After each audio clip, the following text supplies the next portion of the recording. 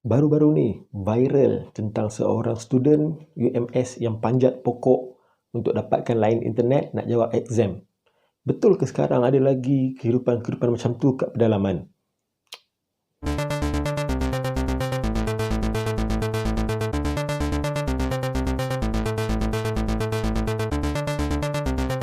Assalamualaikum, selamat datang ke channel Syed Judan Sembang. Okey, terima kasih kepada anda yang terus menyokong video saya.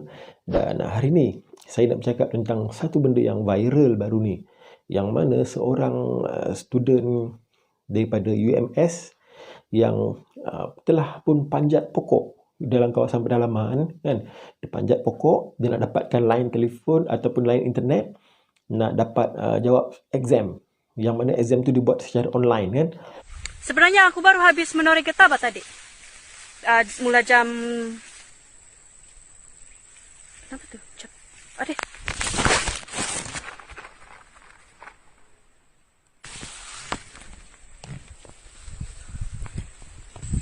Duh, kamu tengok nih.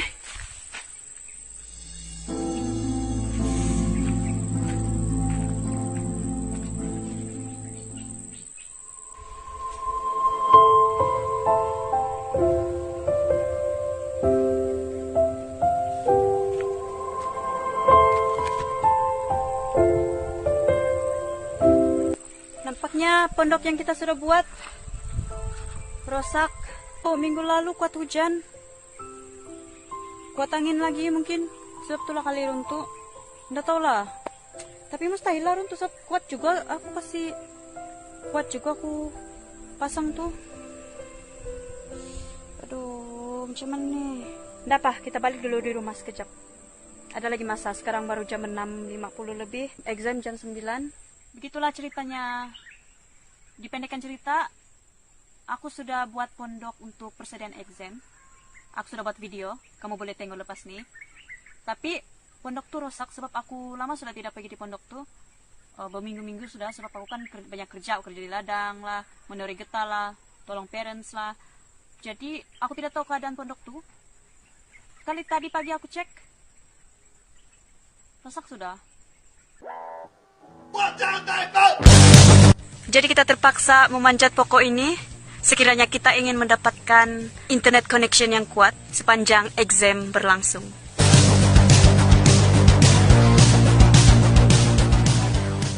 Aku ada bawa phone dan power bank. Lepas itu aku ada bawa satu botol air. Ini kita punya bekal. Lepas itu aku ada juga bawa satu kelambu. Kelambu peninggalan nenek moyang. Kita kan stay sampai besok, jadi kita perlukan kelambu untuk mencegah nyamuk. Walaupun kita sudah ada bawa satu rasa nyamuk, tapi kita perlukan juga ini untuk extra protection. Okey, dan bila dah viral, benda ni saya tengok dapat pelbagai respon daripada netizen kan. Macam-macam komen ada. Ada yang komen kata bagus sebab dia ni bersungguh-sungguh, dia ada usaha, dia ada semangat nak belajar walaupun dia duduk di pedalaman. Ada yang kata dia ni jiwa dia kental, macam-macam pandangan orang yang memberikan kata-kata pujian kepada dia. Ada juga netizen ataupun orang yang memberikan komen mengatakan yang masih ada lagi ke kehidupan macam ni dekat Malaysia? Kehidupan pedalaman, kena panjat pokok nak dapatkan line, ada lagi ke? Kita kena tahu sebenarnya Malaysia ni bukan hanya KLCC, bukan hanya LRT, MRT, tapi Malaysia ni juga adalah kawasan-kawasan pedalaman yang masih lagi tak ada air, tak ada elektrik, tetapi ada keunikannya. Okey, tapi apa yang saya nak sembang hari ni dengan anda semua adalah bukanlah saya nak cakap benda-benda yang saya buat-buat tahu atau reka-reka tahu sendiri. Tak, nanti jadi pala tahu pula kan. Kita bukan pala tahu. Saya nak cakap benda yang saya tahu dan pengalaman-pengalaman saya yang sebelum ni, yang mana ada relate, yang mana saya pernah duduk di pedalaman 3 tahun, tak lama pun 3 tahun.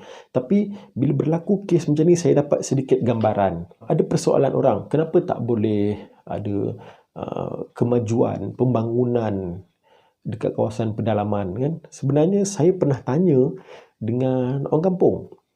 Masa saya kat Sabah dulu, saya tanya orang kampung, pakcik, kenapa tak dibangunkan kampung ni, tempat ni? tak naikkan pembangunan. Kemudian Pak Cik tu jawab satu jawapan yang saya rasa logik, saya rasa masuk akal dan saya rasa okey, tempat ni perlu dikekalkan macam ni. Dan jawapan dia adalah, dia cakap, cikgu, status kawasan ni adalah hutan simpan. Jadi kalau hutan, dia perlu menjadi hutan, dia tak perlu menjadi bandar. Jadi bila dia jawab macam tu, saya pun berfikir betul lah. Secara logiknya, kalau semua tempat kita bangunkan, kita tebang pokok, kita bangunkan jadi bandar. Okey, kawasan ni mundur, jadikan bandar. Ini pedalaman, jadikan bandar. Ini hulu, naik. Semua tempat naik, semua tempat ada shopping mall, semua tempat ada kemajuan-kemajuan. Apa lagi uniknya Malaysia ni? Kan? Semua tempat adalah bandar. Apa lagi unik? Sebab Malaysia ni terkenal dengan alam semula jadi, flora fauna, kan? Bila semua tu dah ditebang, dah dimusnahkan, dijadikan bandar, apa yang uniknya? Jadi itulah kenapa sebab kawasan hutan simpan tu harus dikekalkan. Itu adalah tempat tinggal haiwan hutan, kan ada haiwan-haiwan liar, ada gajah, ada kancil, rusa, macam-macam lah haiwan-haiwan liar dekat sana. Kalaulah tempat mereka tu dimusnahkan, dinaikkan pembangunan, mana haiwan ni nak pergi?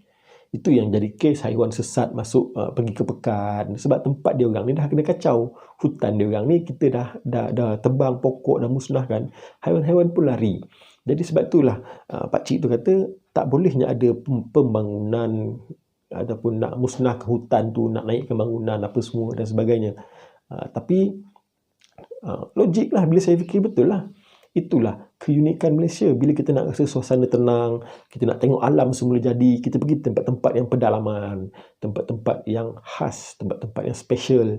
Bila kita nak rasa suasana bandar, suasana maju, suasana teknologi canggih, kita pergi ke bandar. Itulah contohnya. Dalam situasi kes tadi, student tadi, dia still dapat layan telefon, dia still dapat internet. Dan masa saya di sekolah Sabah dulu, 2016 sampai 2016 tak ada layan telefon.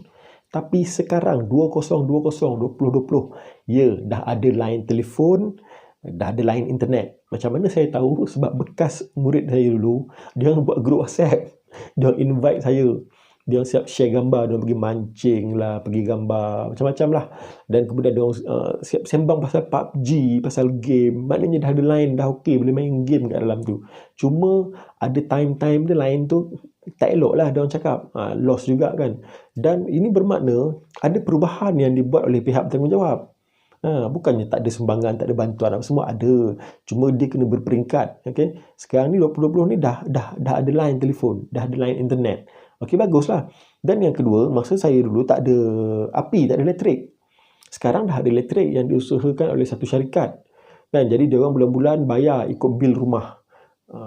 Jadi elektrik tu bukan 24 jam, cuma di on sebelah petang dan malam. Jadi okey lah. Bagus lah kan? Maknanya ada perubahan. Yang ini berdasarkan kampung lama yang saya mengajar dulu. Saya tak tahu suasana kampung lain. Saya tak nak buat palatau. Jadi berdasarkan kampung yang saya mengajar dulu, itu perubahan yang sedang berlaku sekarang. Dan ada beberapa jalan di dalam kampung tu yang sekarang ni dia orang dah simen. Dulu tanah merah, hujan je, murid-murid jalan, kasut kena lecak air, kotor. Sekarang ni dia orang dah simen tempat tu, laluan tu, kereta pun boleh lalu dalam kampung tu lah. Okey, bermakna ada perubahan. Kemudian ada bantuan-bantuan yang saya dapat tengok. Dia orang diberikan tong air, dia orang diberikan bantuan-bantuan, kadang-kadang ada bantuan makanan, bantuan kewangan dan sebagainya. Bermakna daripada pihak atasan sebenarnya ada benda tu, cuma mungkin berperingkat lah kan. Yang menjadi masalah sebenarnya adalah perjalanan daripada pekan nak ke kampung. Perjalanan daripada pekan nak ke kampung perlu lalu jalan sawit dan hutan simpan. Itu saya cakap tadi, kalau hutan simpan ni ditebang, dibuat jalan tar 2 lorong ataupun 1 lorong, lepas tu tepi tu dia nak buat kedai ke apa ke, nanti dah tak jadi hutan simpan lah masalahnya kan. Dia jadi laluan lah. Haiwan-haiwan tu akan terancam, akan lari, pokok-pokok akan musnah, akan pupus bila dia naikkan pembangunan. Itu sebab dia. Okey, tapi laluan masuk ni sebenarnya yang ni perlu dijaga oleh pihak yang bertanggungjawab dengan kerjasama pihak sawit. Pihak sawit pun dia akan maintain jalan ni, dia akan buat maintenance dekat jalan ni sebab lori sawit dia nak jalan. Pihak balak pun akan buat maintenance sebab lori balak dia nak jalan. So kedua-dua ni akan maintain jalan ni. Jadi kelebihan dia orang kampung pun boleh guna. Itu cerita dia.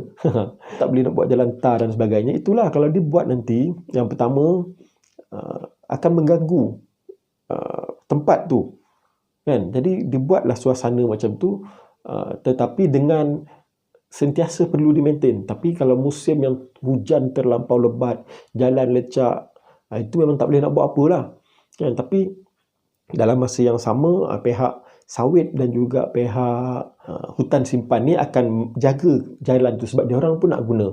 Okey, yang kedua, mungkin satu lagi pihak bertanggungjawab boleh ambil satu lagi tindakan, iaitu air lah. Sebab mungkin jauh daripada pekan nak hantar air yang diproses dan sebagainya.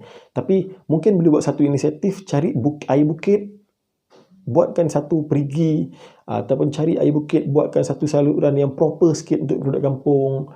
Selain daripada membekalkan tong air hujan dan sebagainya, mungkin boleh buat kaedah tu. Mungkin kan, carilah mana-mana kaedah yang sesuai. Sebab itulah antara sumber air yang ada, air bukit, air hujan, air sungai, kan.